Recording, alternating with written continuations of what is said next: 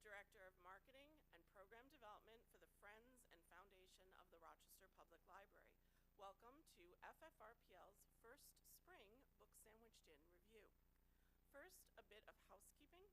Please silence your cell phones at this time. Our thanks go to those who helped fund programs like these through FFRPL, the dedicated FFRPL committee members who curate and organize these events, our guest speakers who so graciously share their time and talents with us, the library staff who help with our setup and production, and the thousands of people who attend each year. We are live streaming the formal portion of today's program to the library's YouTube channel at Rochester Public Library, New York. If you need to access the induction loop service in the auditorium, please adjust your hearing aid to the T switch. A bit of background. Friends and Foundation of the Rochester Public Library, FFRPL, expands the Rochester Public Library's community impact through fundraising, marketing, and programming. We also manage restricted funds that provide supplemental materials support to 62 eligible libraries in Monroe, Ontario, Wayne, Livingston, Orleans, and Genesee counties. A bit of context and a reminder. Libraries are for everyone. The Trump administration issued an executive order this past Friday calling for the elimination of the Institute of Museum and Library Services, the nation's only federal agency for America's libraries. In response, the New York State Library issued a statement including this excerpt. Quote, "Threats to this institution are a threat to the state's history and the fundamental principles of democracy, which rely on an informed public and free access to information. Libraries are not merely symbols of equity, access, and opportunity. They are the driving force behind those values in every community across our state." The American Library Association responded as well. Quote, "As seedbeds of literacy and innovation, our nation's 125,000 public, school, academic, and special libraries deserve more, not less support. Libraries of all types translate 0.003% of the federal budget into programs and services used in more than 1.2 billion in-person patron visits every year and many more virtual visits. FFRPL stands in solidarity with the staff, administration, volunteers, board members, patrons, donors, and advocates who are committed to the visibility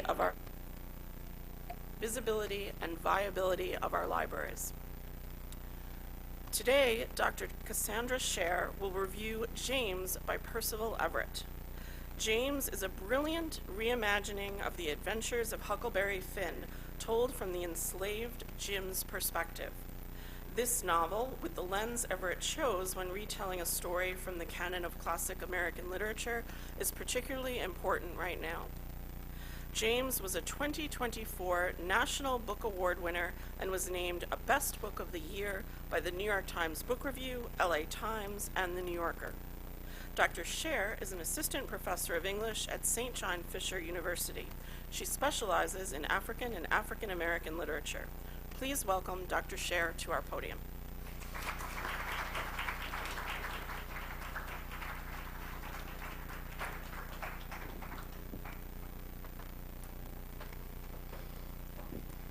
Hello, and thank you for having me here. Let me make sure, can everybody hear me okay? Just make sure the mic is in the right place. Now, thank you for having me. It's so delightful. I usually am teaching at this time, but it is nice to see a different group of students. Usually, you seem a lot more excited than my normal group, so thank you so much for that. Now, as is said, I am Dr. Cassandra Scher. I specialize in African and African American literature. Particularly, I think a lot about speculative literature, as in imaginative, folklore, that kind of thing. And James falls into that category in some ways and in some ways not. And so what I'll do here, you might notice that I don't have formal notes in my hands because I would like this to be more conversational.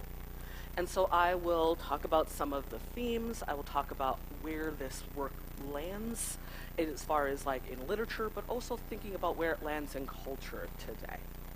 Now, I've tentatively titled this like Reflecting on James by Percival Everett, how creative works help us understand our past, but also challenge our present. Yes, this work is a work thinking about a historical moment. But you also might notice that a lot of the things that are happening in this work, or some of the things that they talk about in this work, apply to our situation today. And so part of what we'll be discussing is, what do we do with that, and where are these connections happening?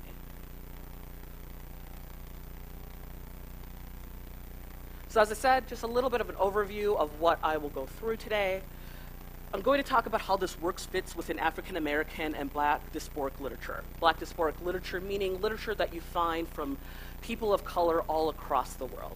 This is not just a conversation within the United States. This is a global conversation that we're joining today.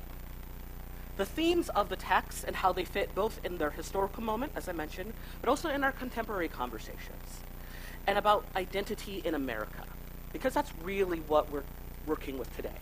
What does it mean to be an American? What does it mean to grapple with our cultural past? What does it mean to move forward into a future that you, as it ought to be, not as it is. Like, you've talked about how it is. And thank you for mentioning and talking about the importance of libraries. You might, if you could occasionally catch a misspelling or a typo on my PowerPoint, I'm gonna admit it's because I'm dyslexic. And one of the ways that I was able to make it through school, to make it to college, to get a doctorate, is the help of libraries, the help of those resources. Somebody sat down with me and worked with me on strategies. And that resource would not have been available to me without places like this. These libraries are one of the ways education is one of the ways that we equalize. It's one of the great equalizers of our culture. So with that in mind, some of the things that we will touch on today are who is allowed to be intelligent and what that looks like. What does it look like to be genius? What does it look like to be smart? But like, who also gets to freely express it? Some of us get to sling that intelligence all around. Some of us get to be smug with it. And some of us have maybe been told to be put in our place. Not trying to trigger anybody, but I've noticed as people, for example, age, we don't always take what they have to say as seriously. Maybe at one point, somebody would have said, tell me what you were thinking. And now if you say something, they're like, are you sure about that, Grandpa? You sure about, Grandma? Oh, Grandma's crazy again. We don't allow everyone to employ their intelligence or celebrate their intelligence in the same way. And James shows us that. So we'll talk about that. The power of performance. And performance as in the singing, the folklore, but also performance is how we perform with each other. I'm performing right now. Like, I am here to show you the persona of Dr. Cassandra Scher, who's not the same person as Cassandra, if you were just to meet me out at the store. Who's not the same person as Cassie, if you were to meet me at a family reunion. We are all performing, and that's powerful. But some of us have to be aware of it at every second of every day, and so some of us just sort of get to meander through our performances. The question of what is legal versus what is ethical. Just because you can do it legally does not mean it was the correct thing to do. And just because you can't do it legally does not mean that it was an unethical thing to do. Generally speaking, I would say don't steal people's stuff.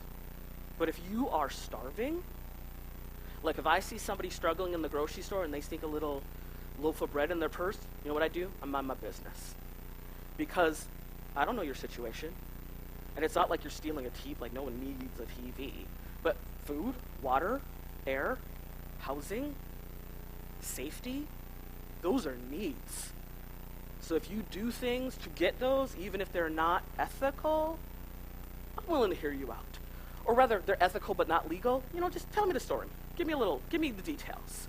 Like, just because it was illegal doesn't necessarily mean that I think you were wrong. So let me hear the contents. So sometimes I do think you're wrong. Like, so don't think that I'll always say it's okay. But it's complicated. Also the idea of who controls your identity and therefore your destiny. Your identity being who you are, who you identify yourself as, who you are proud of being. But who gets to control that? Because in theory it's you, but is it you? And the last thing we'll talk about is what resistance really looks like. Let's say there's a lot of things that are happening in the world right now and you're angry about it or you want to resist. But you're also maybe like, I don't know, my back hurts. I don't know if I could march for days and hours on end. There are a lot of ways that resistance could look. Or I don't know if I'm comfortable doing this, or I don't know if I have a talent for this. We all have a talent. We all have places in which we can resist. So let's talk about that. So now that you have the overview, let's start to get into this.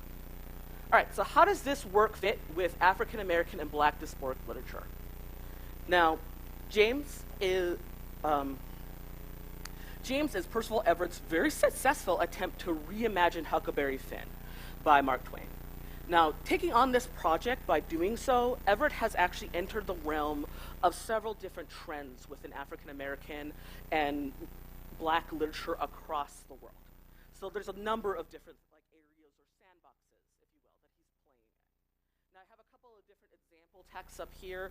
These are the ones that I traditionally work with, and by traditionally I mean these are the ones that most of them ended up in my dissertation, because you got to get that degree. And so one of the ones, this one is not one, I teach this one a lot, but not one that I've written on yet, although I look forward to.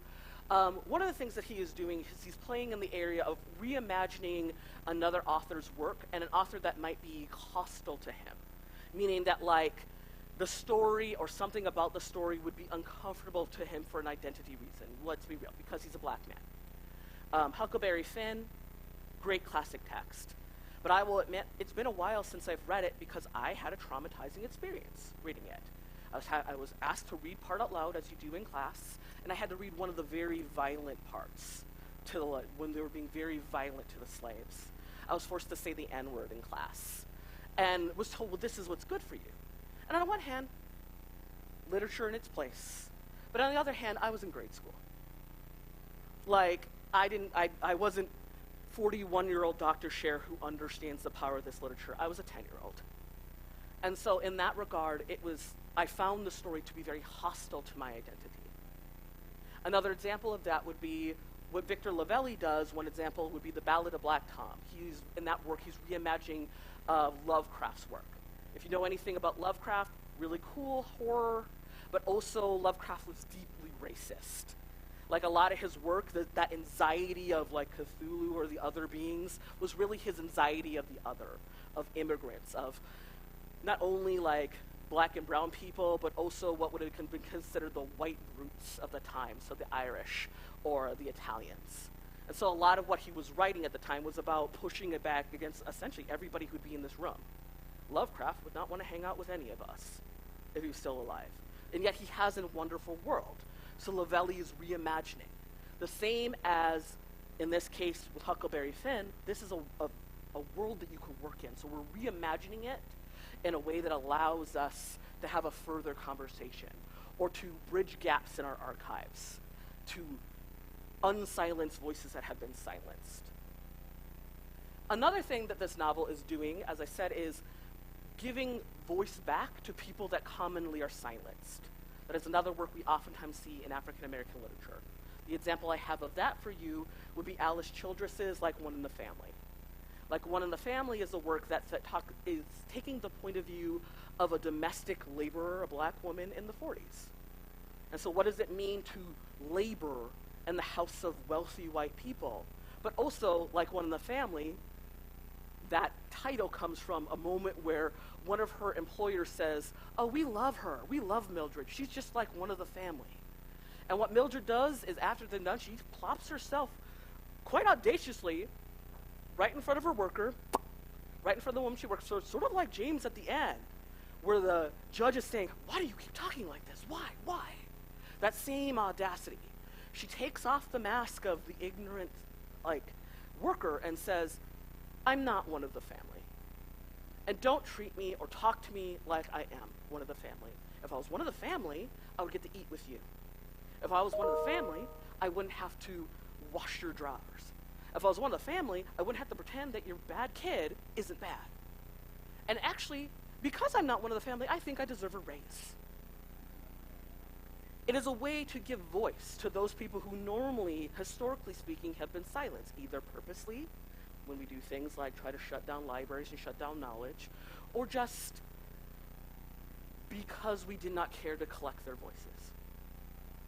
Another thing that his work does is oftentimes we will see, and we see this more in African literature, but we see this across the board, which is when you write a story reflecting on a historical time to give warning to people in this moment about what they're stepping into. Like, if you keep going on this path, history is going to repeat itself. History's like that parent. Don't make me say it again. But the book is saying you're making history say it again. A good example of that would be the South African novel by Peter Abrams, Mine Boy, which is really talking about if we continue down apartheid. This was written right before apartheid really got going. If we continue down this is the path. This is the path we're looking at. And unfortunately, we don't often listen to our creative people when they say this to us. So we did. We went down the path. If you're familiar with the novel Things Fall Apart, same thing. Hey, Nigeria, if you keep going down this path, this is what colonization will do. This is what you're breaking. And we did.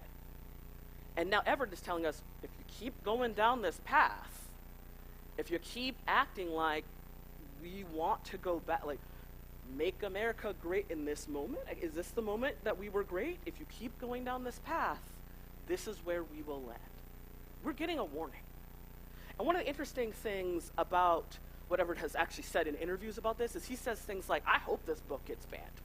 I hope you ban my book because that will prove my point even more. If you silence me, you are just making me stronger, because he's trying to warn us. Don't go down this path. And we have an author reflecting on a historical moment to think about their current moment.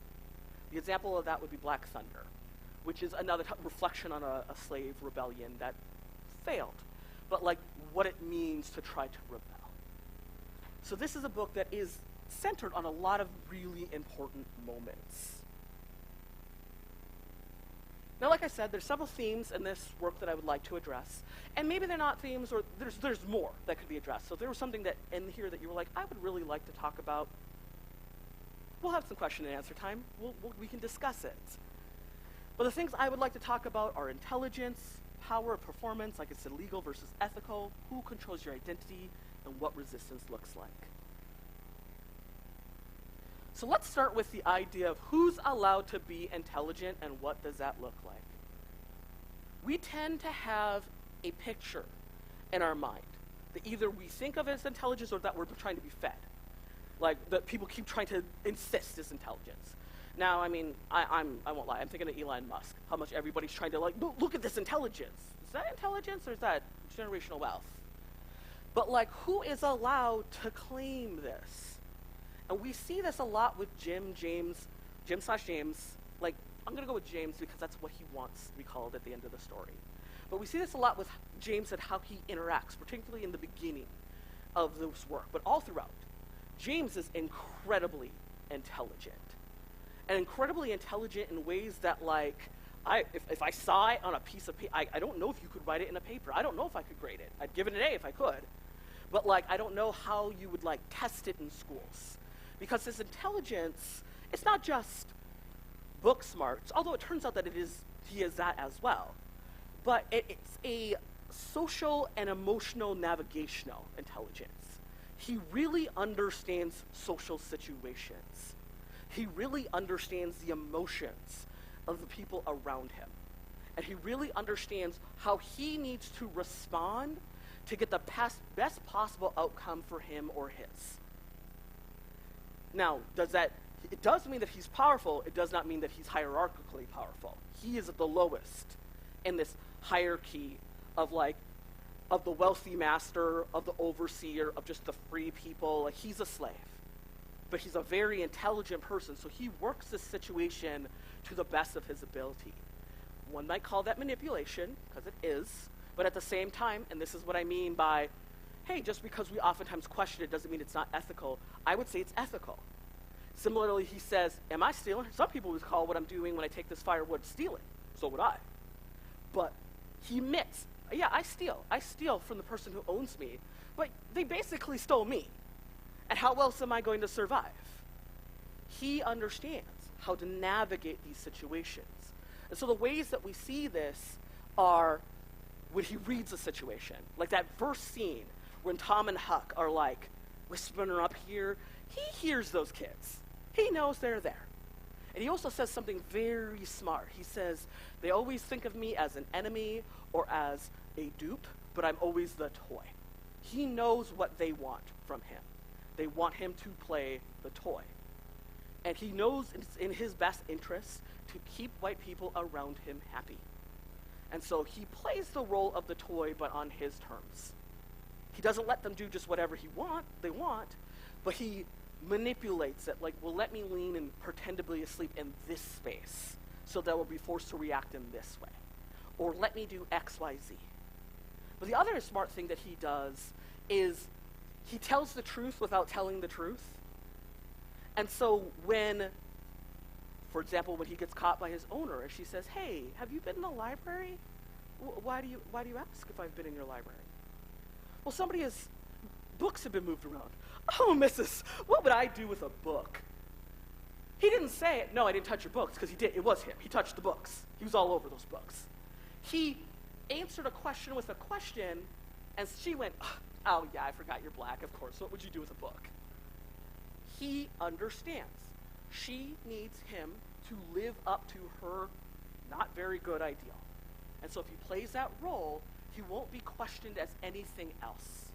And that is the key to his, and more importantly to him, his family's survival. But also think of the way that they spread information. When do you talk like a professor, and when do you say, oh, I don't know about that? The switch warns who's around. It tells people, the way that birds call when they see a predator. The slaves use language to warn people of situations. That's smart. That's intelligence. The understanding and use of language. James in particular, but also he is such a master of language that he's literally a professor of it. In the sense that he gathers kids around and he teaches them how to move through the world. So that working of language, that use of language, so smart. And also the ways that he controls what he can. When he chooses the lie. He even says things like, I could feel guilty, but I choose not to. Like, I could feel guilty about how Huck feels right now, but I have little control, so I choose not to. These are all highly intelligent moves. But why they matter is because everyone realizes that this is intelligence. And everyone also wants to deny that intelligence, deny that power to the slaves. Why kill somebody over a pencil? Because there's power in being able to write. Why be angry if you know a slave can read? Because there's power in gaining knowledge. Question anybody who wants to take knowledge from you. He knows that they don't want him to have this power, and so he uses it and he gains it where he can, and he uses it carefully because he knows that he can work this to his advantage. This is a very intelligent person. But the moment that he gets to actually show his intelligence to those who don't want him to have it, they are flabbergasted. Huck, any white person, anybody in those regards, he is not allowed to be proud of the intelligence that the con men lie about and are allowed to be proud of. We do not let everyone enjoy their intelligence or own it in the same way.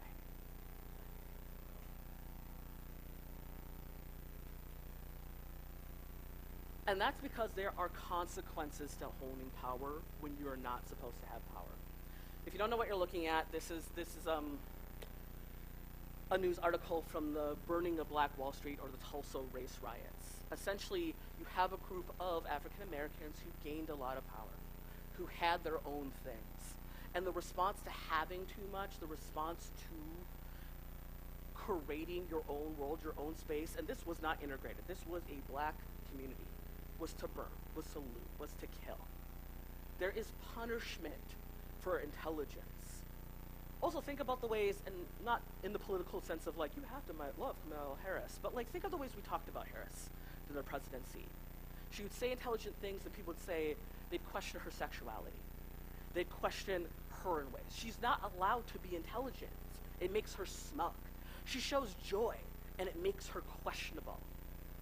But men around her are allowed to. We don't let everyone show their skills in the same way.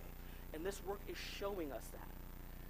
And so it's important. One of the important things that Everett shows us is that one of the legacies of slavery is that African Americans have never had the luxury of unchecked genius, the privilege of privacy, or the freedom of an unoccupied mind.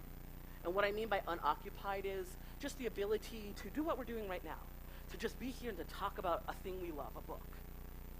I will admit, I'm also thinking about, like, I hear those little dings, I know they're not for me, but like, what else is happening? What else do I have to worry about? What students do I need to work? Like, to be able to turn off everything else and just be in the moment, that is a privilege. And it's a privilege that we don't allow many to enjoy. And particularly, one of the legacies of slavery is it's hard for African Americans to access that privilege because we have a lot that we need to be worried about, because we have to be worried about how we're being perceived.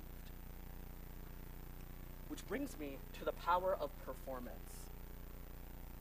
As a result of these conditions, everything must be a performance, and you must be prepared to perform at all times. Even in privacy, you have to be prepared to perform, because privacy is just a social agreement. We just agree that you get to have private a moment. We just agree that this is for me to keep quiet. But everybody's in everybody's business. And the fact that, like, there's no privacy for Jim, there's no moment where, like, he can trust that his home is safe. There's no moment where he doesn't have to have his head in the swivel. That fact shows that privacy is an agreement, not a guarantee. So as a result, Jim is always performing. What we have here is code switching. The difference of saying, hey, yo, you good? Versus, hello, how are you? Sometimes I say, yo, you good? And sometimes I say, hello, how are you? Thank you for having me. Because I am aware of my performance, and that performance is powerful. And we see when Jim gets stressed, sometimes he forgets the performance. And those were moments where Huck would say, why are you talking like that? What's happening? It's because he got stressed, and he forgot the performance, and then he got upset with himself for forgetting the performance. That is a big part of this work. Now I'm going to skip ahead because I want to make sure that we're being aware of the time. And why he has to always be aware of his performance is because he's also very aware of the fact that just because something is legal doesn't mean it is ethical. It is illegal for Huck to help him. But it was ethical for Huck to help him. And yet that is something they have to wrestle with. It was illegal for him to father Huck. But it wasn't unethical. It sounds like he and Huck's mother had a true bond. And so we have to think about that. And so just because something is the law, that doesn't mean that what is happening around the law is ethical. Just because I have hands up, don't shoot, just because policing is legal, does that mean what happened in those moments are always ethical? This work is asking you to question those moments. Because you ever notice that when you do it, it's stealing, but when a wealthy person does it, it's an investment, or it's good business? Like, this is what I'm talking about. We don't create rules in our society to be fair. We create rules to uphold truths that we want to hear. Similar to as in the story, as they said, oh, these white people, they don't believe in the truth. They lie to themselves to hear a truth they want to hear. They want to hear that we are intelligent. They want to hear that Jim could barely speak. They want that. That's not true. But they make laws and try to make it as true as possible. So really question these things. Also really question when somebody pushes back against them. Are they truly being criminal, or is something else happening there?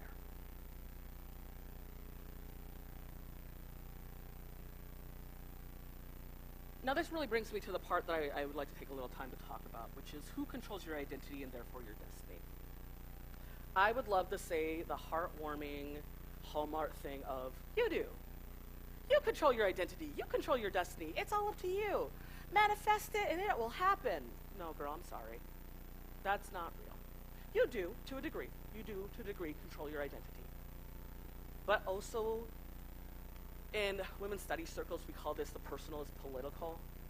How I perceive you also affects who you have to be.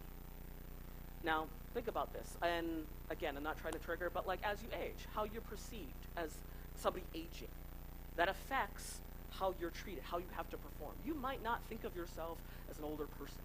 You might not think about yourself I might not think of myself constantly as a black person. I mean, I have to, but that is not what I want to. I don't want to think of myself in these ways. You don't want to think of yourself in these negative ways. And yet you still have to negotiate how others perceive you. If your identity was just you to control, James would always be received the way James wants to be received, as a highly intelligent, almost Frederick Douglass-like person. And yet it is so hard for him to escape the Jim idea. It is so hard for him to escape that. And we see the crux of that with Huck. When we find out that Jim is Huck's dad, that he's his father, biologically speaking, James is trying to say, you can control who you are perceived to be. Be who you want to be. But he's also kind of trying to lightly say, oh, but please try to be white. Not because I hate my blackness, but because I want you to have a good life. You are my son. I saved you. But this life sucks. It sucks to be a slave. And the only way that you get to have the most control over your identity and who you're perceived to be is if you are perceived to be white. And that means you cannot be with me. And that's something that Huck struggles with, because it sounds like all Huck really wanted was a dad that actually loved him. But to have that dad that meant, like, to have he could either have his identity as a free, lovely young boy, or he could have a dad. So he could either be a fatherless boy, or he could be a boy with a loving father who's a slave. He doesn't get to fully control his identity. He has to choose. Some of your destiny, some of your identity is controlled by others, which is why we have to care about what happens to others, even if they aren't our identity, even if they aren't part of our community. Because I can circle back around to you real quick. Like, if you got to make it selfish, that's a selfish thing. I would hope you would do it because you care, because you're good people. But, like, if we don't stand up for others, who will be there to stand up for us when they come for us? And so that lastly brings me to, what does resistance really look like? Now, when we think of resistance, when we think of, like, particularly resistance in slavery, we like to think of the rebellion or running away. And those are forms of resistance, and Jim was brave to do that. But also, he was very real about the fact that not everybody gets away. Some people go back. Some people make themselves okay with slavery. Some people, you've got to adjust to your conditions. So resistance can look like a lot of things. And why I bring this up is resistance to slavery did not start once Jim decided that, oh, they're going to sell me, I'm going to leave. It started from page 1. The way he performed, the way he utilized his intelligence, those are forms of resistance. The fact that he knows that people don't want, like, he says to us, when we see two black people laughing, that catches attention.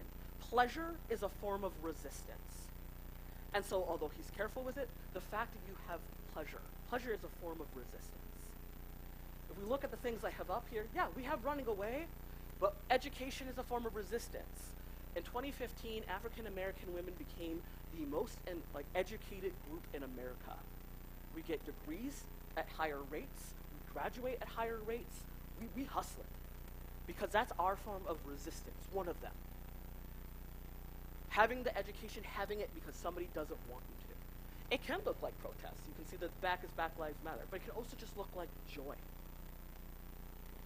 How often we assume that your life should be miserable because you're working class, because you're aging, because you haven't earned it. Nah. Have that joy, have that pleasure, because that's resistance. Resistance can look like many things. It can also be anger. It can also be love. The fact that James dared to love his family. dared to love Huck. That was resistance. And the fact that he named himself James, I would say that was as powerful. I would actually say that was more powerful than killing the overseer. Because the overseer is just one dude. That's just one guy. Like, there's 30 more of him waiting in the background. Like, we all know a good job is hard to find. And so, like, many people, just because you defeated one enemy, there's 20 more who want to step in. But if you can change the way you feel about yourself, rename yourself, that is resistance. Now, that's what I have generally for a review. I would say that this is a very excellent example of, like, ways to think about how we resist identity, our past, our future. But that said, for time, I want to open it up to all of you as well.